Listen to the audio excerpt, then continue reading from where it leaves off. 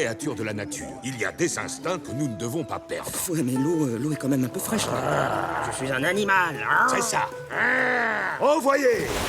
Bonjour, j'ai le plaisir d'accueillir une belle musicienne, une sorte de ballerine, et puis à côté il y a un ours. Un ours. Un ours. Mais ça se voit pas comme ça, hein, mais... Non, C'est mais habillé. je suis habillé, ouais. mais il a une voix d'ours. Oui. Ah bon? Ah oui, Ah ouais? parce que moi j'ai vu un dessin animé, non on dit pas un dessin animé, un film d'animation qui s'appelle la fameuse Invasion des ours en Sicile, signé de Lorenzo Mattotti, présenté au Festival de Cannes, et dans lequel j'ai reconnu un ours qui avait sa voix. Hein, dites-moi, dites-moi ce que ça fait Arthur Dupont d'être un ours. Et bah ça permet, les films d'animation comme ça, moins froid. d'avoir moins froid, de pouvoir bouffer du miel.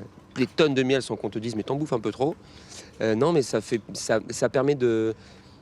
Quand on donne sa voix dans un film d'animation, ça permet d'aller plus loin que son corps, de se permettre des fantaisies qu'on ne pourrait pas se permettre forcément sur un plateau parce qu'on est limité par notre apparence physique. Ouais. Et dans un film d'animation, on peut faire 2 mètres, on peut être une fourmi, etc. Ouais. Et là, dans ce film-là, ça m'a fait plaisir parce que effectivement l'exercice était plaisant. J'étais content de retrouver Leïla. Ah ben voilà.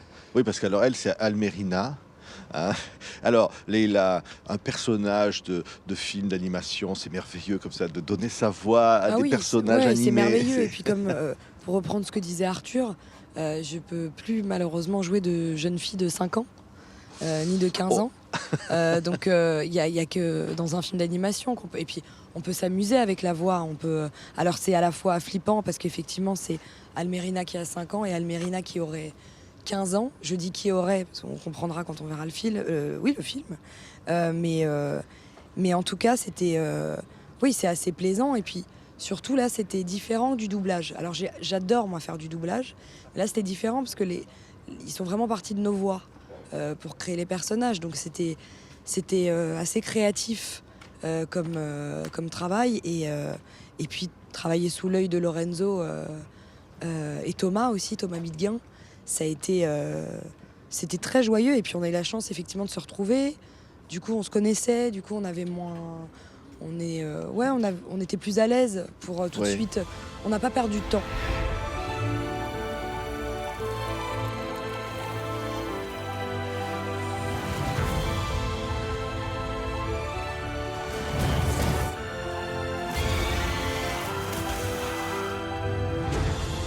J'ai conquis la Sicile pour te retrouver. Et regarde-toi, tu voudrais être un homme.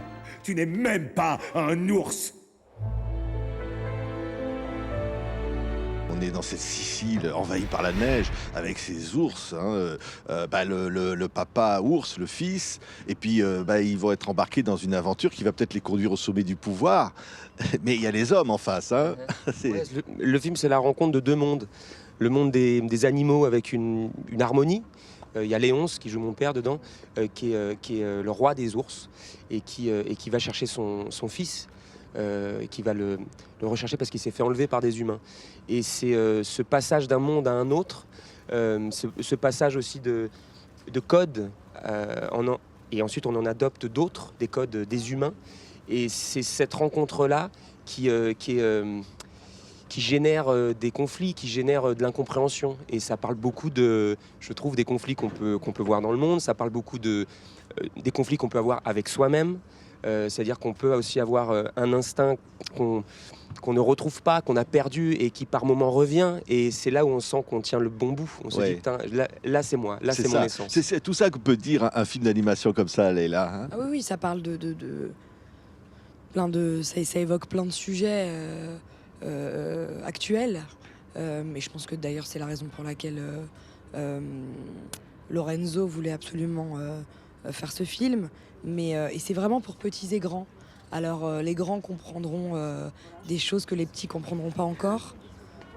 Je dis ça, mais quelquefois c'est les enfants qui comprennent un peu mieux. Il y a un parallèle qui est fait sur ce film-là, parce que donc c'est tiré d'un livre de Dino Buzzati. C'est un livre italien, c'est un conte qui est un petit peu le Petit Prince italien. En tout cas, c'est vraiment le conte initiatique. Et quand le Petit Prince, on le lit jeune, on y voit plein de choses. on y voit à son échelle, par rapport à sa compréhension d'enfant. Et quand on le lit adulte, on voit encore d'autres strates qu'on n'avait pas vues. Et c'est la richesse de ces contes-là. Et effectivement, c'est pour ça que Lorenzo, il pouvait y mettre toute sa fantaisie d'illustrateur et pour parler, et ça il le dit souvent, il dit moi je voulais faire un film pour les enfants, pour la famille, parce que ça parle de nous, mais nous enfants et grands, et de ce passage de l'enfance à l'âge adulte, donc c'est pour tout le monde. Oui, Leïla, hein. C'est retrouver un peu aussi une âme d'enfant quand même, donner sa voix à un dessin animé. Ah oui, et puis c'est... Mais vous savez... quand je joue dans un film, c'est aussi... Enfin, notre métier, c'est de se réveiller le matin et jouer avant, je jouais à la poupée, et là, je dois jouer à d'autres filles que moi. Donc c'est un peu... Pour moi, ce métier, c'est éternellement être un peu un enfant. Enfin, c'est du jeu, au sens propre comme au sens figuré. Donc et c'est pour ça que je l'aime, ce métier. C'est que ça me fait vivre d'autres vies. Et du coup, la mienne, je la vis plus intensément. C'est vrai. Mais en plus, c'est quoi? C'est une copine, ce petit personnage, quand vous la voyez dessiner, vous dites, ça va être... Moi, je vais lui donner ma voix. Mais j'ai voulu être elle. En tout cas, j'ai cherché son instinct. Almerina a 5 ans. Elle a du caractère. Elle est drôle. Elle aime pas quand les histoires se finissent mal. Elle dit ce qu'elle pense.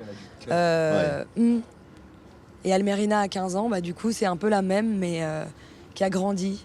Mais il fallait vraiment puiser dans la nature de ces personnages. C'était très très important. Je voulais pas en faire un cliché de petite fille qui... Parce que non, parce que c'est ça, il faut trouver sa voix, c'est le cas de le dire. Ça, là. C'était dur. En plus, moi j'ai la voix cassée, donc c'est... Comment on fait alors? Je sais pas. Alors très sincèrement, je ne sais pas comment je l'ai trouvé. On peut pas le refaire là. Mais je sais pas, peut-être que j'ai parlé un peu comme ça, mais je sais pas. Ça, c'est pas mal.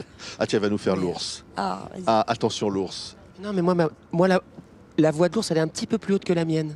Un petit peu plus haute, un petit peu plus naïve. Alors que moi, je suis hyper cynique. Mais lui, il n'est pas du tout cynique, Tonio. Tonio, il est là et il a autant de cœur qu'Almerina. Et pourtant, lui, c'est un ours et elle, c'est une humaine. Mais ils se ressemblent. En fait, là, dans le film, le vrai lien, je trouve, entre ces deux mondes-là, c'est Tonio et Almerina, parce que eux, ils sont vraiment ensemble. Ils parlent la même langue. Alors la différence, ouais, mais étant différents, ils parlent quand même la même langue. Eux, ils communiquent. C'est de ça dont parle le film aussi. C'est ça qui est beau aussi dans ce film. Hein. La fameuse invasion des ours en Sicile de Lorenzo Mattotti. Je dis merci à Tonio. Hein. Merci Almerina. Merci à vous. Merci donc Arthur et Leïla. Merci d'avoir été nos invités. Merci beaucoup.